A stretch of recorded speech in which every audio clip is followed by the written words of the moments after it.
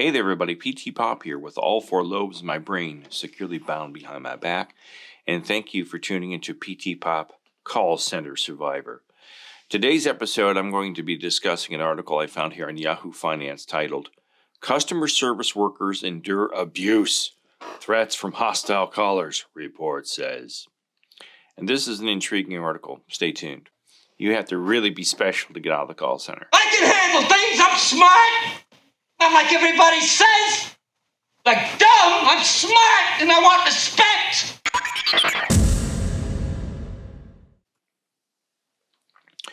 So for some reason, this article starts off with a video that a passenger shot on an airplane of an airline trying to remove a passenger. Now the passenger was upset because the flight attendant wouldn't wear a mask. And as we all know, we're all stressed out worldwide because of this cerveza bug.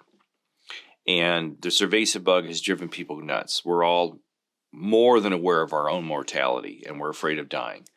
And unfortunately, each and every one of us are going to die, whether it's getting the cerveza bug or getting hit by a bus or falling off a cliff or whatever takes us out. We're going to go. But it's been intensified a million times because now everybody is very aware that they could die at any moment from the cerveza bug. So this guy, I guess for some reason, they wanted to show an example of anxiety-ridden customers who are upset because of COVID. And I'm going to play a little bit of this. It's kind of hard to hear, but I think you get the idea behind it. Or I get the law enforcement. Oh, come on. How am I supposed to get this? This is ridiculous. It's getting ridiculous. I'm sorry. No, you may not talk to the captain. You've already asked me law. Renee, can you please help me out? Renee, can you cover that? I can't wait to race this airplane. Just let him be. Now you can hear the passengers in the background saying, just come on, this is ridiculous. Just let him be. And I agree. Why kick him off? You know, why this is my whole point of these corporations, whether it's here on this channel or it's on my podcast, PTPOP Mind Revolution.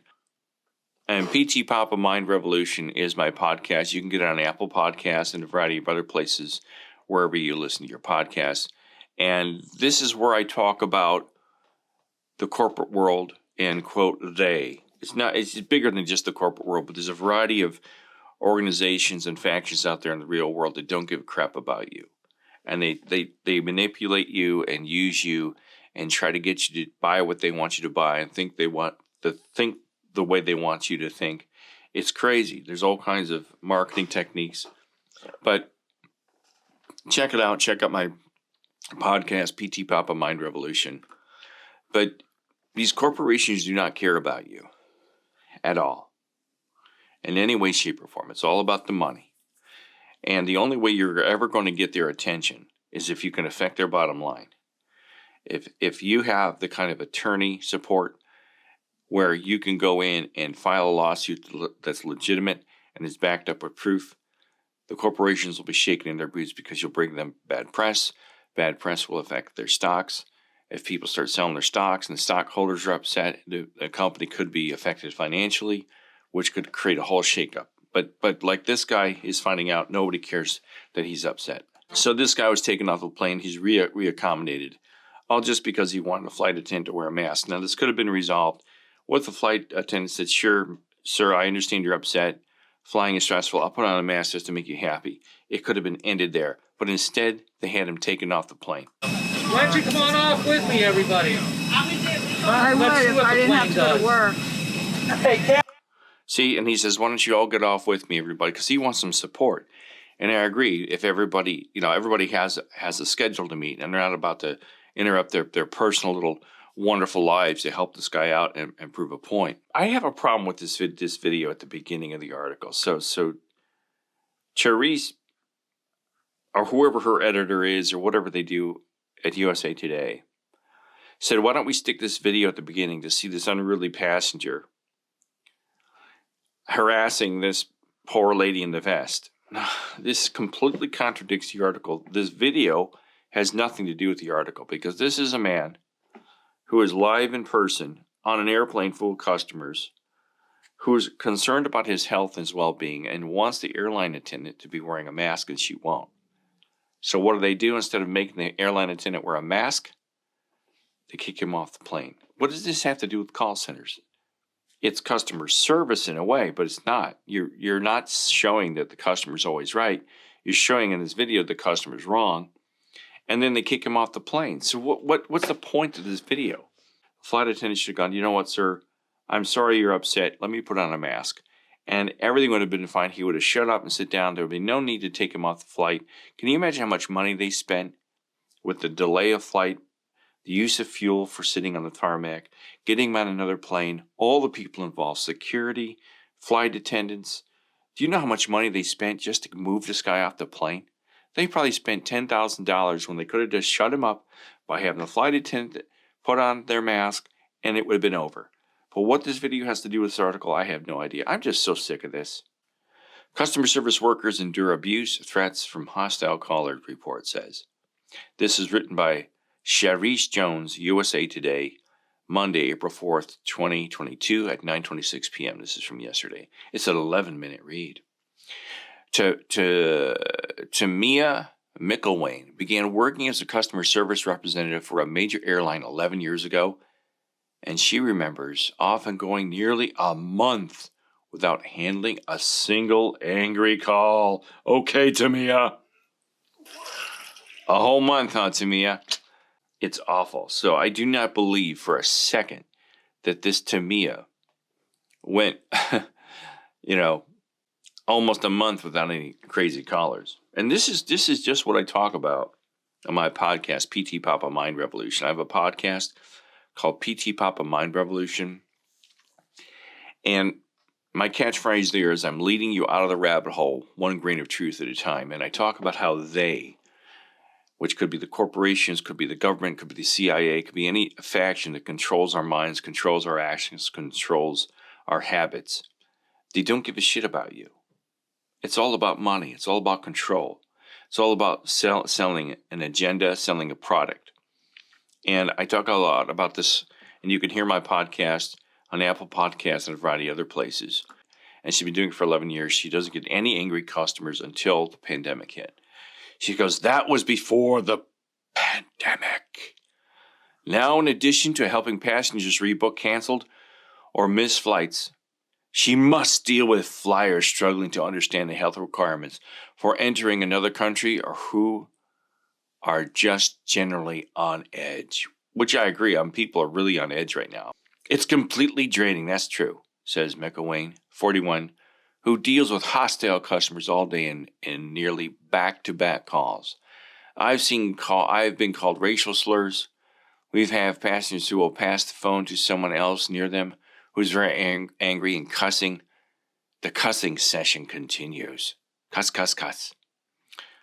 McElwain is one of roughly 3 million customer service agents in the U.S., more than 8 in 10 of whom say they deal with verbally abusive customers, according to a report from ASAPP, a company that develops artificial intelligence technologies to support service representatives.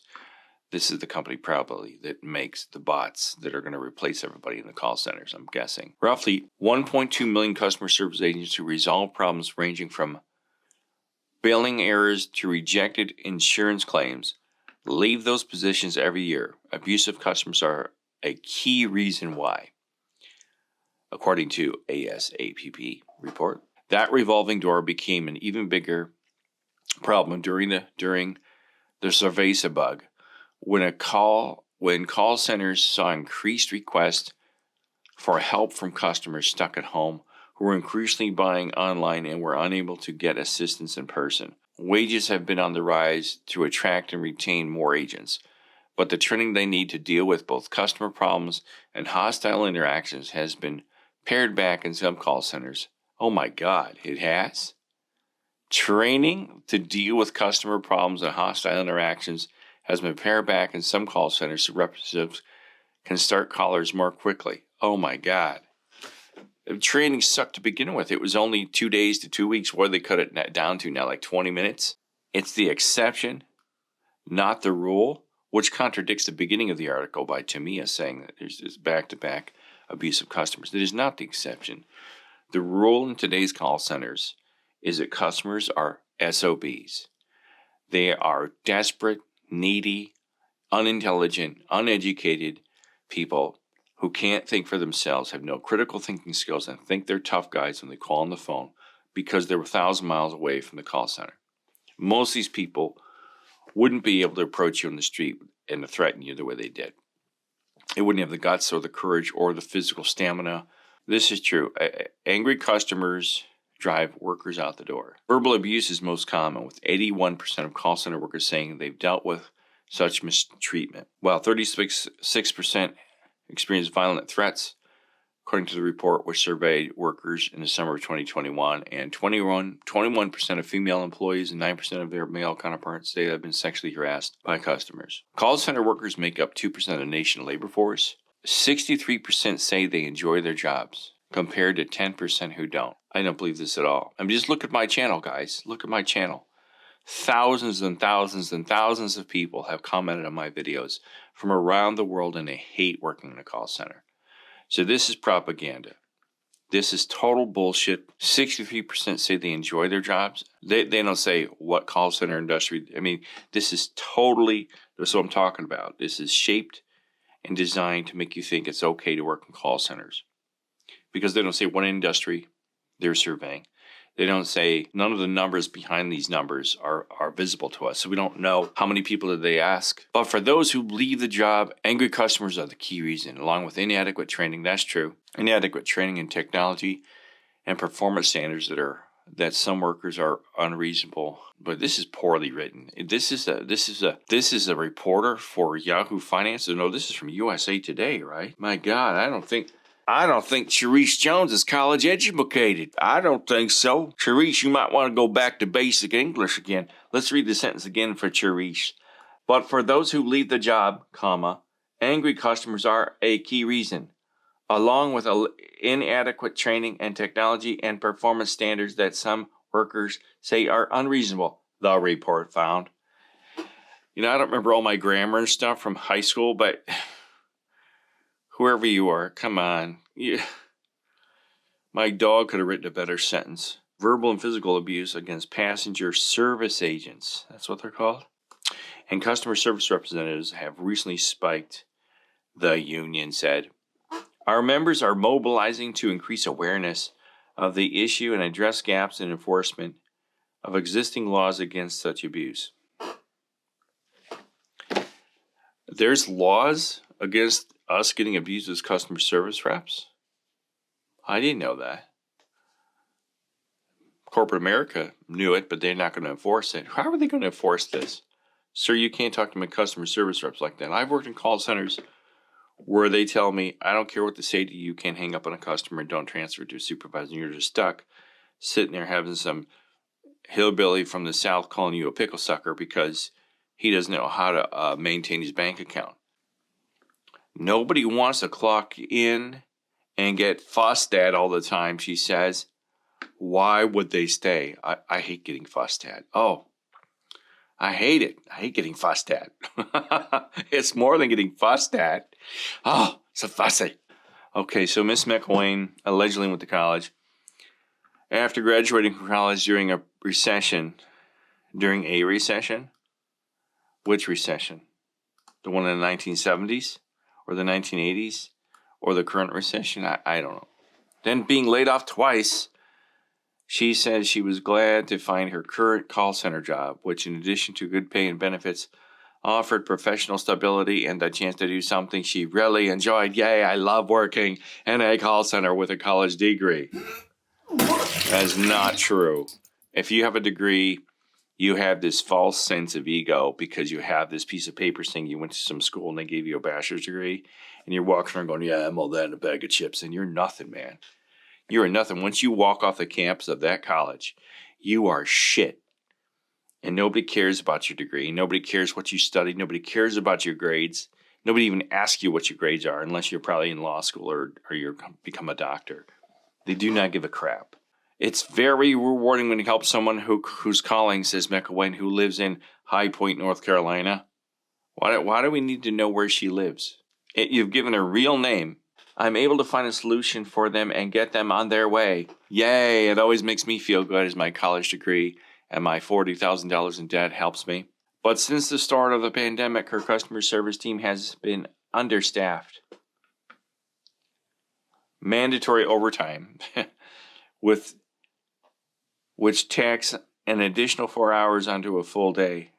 An additional 4 hours, which takes an additional 4 hours in a full day, except for 2 15-minute breaks and one that lasts a half hour seat. Well, this is all true. They don't give you any breaks. They give you 2 15-minute breaks and a half hour. She's taking calls constantly. It's insane. It's an insane environment. For some, working in customer service is a stepping stone. It's a stepping stone to an early grave, is what it is. Sarah Skaggs, 26, started working in customer service more than a decade ago. Wait a minute. She's 26, so she started when she was 16? Because her first call center job didn't require much experience. When she decided to move on to earn better pay, landing a new call center position was relatively easy. Skaggs took her latest call center job at a bank with the hope that if she got her foot in the door, she'd eventually be able to climb the ladder and leave customer service behind. Yay! That's what they sell you. It doesn't work that way. You have to really be special to get out of the call center. I can handle things. I'm smart. Not like everybody says. Like dumb, I'm smart and I want respect. They're not only overly nice, she says, they're not rude. They're just there for one specific thing, and those calls are I like the most. Oh. I don't believe this person's ever worked in banking. She estimates 15% of the callers are unpleasant, but her numbers are way off. It's nowhere near 15% of the callers are unpleasant. It's way more than, I'd say at least 50% of the calls that called in my last bank job were just fucking assholes. I don't know what to make fun of here, the customer service industry or the woman that wrote this ridiculous article. I've had people tell me I deserve to die. Skaggs, who lives in Cincinnati, I've had people say I should be raped.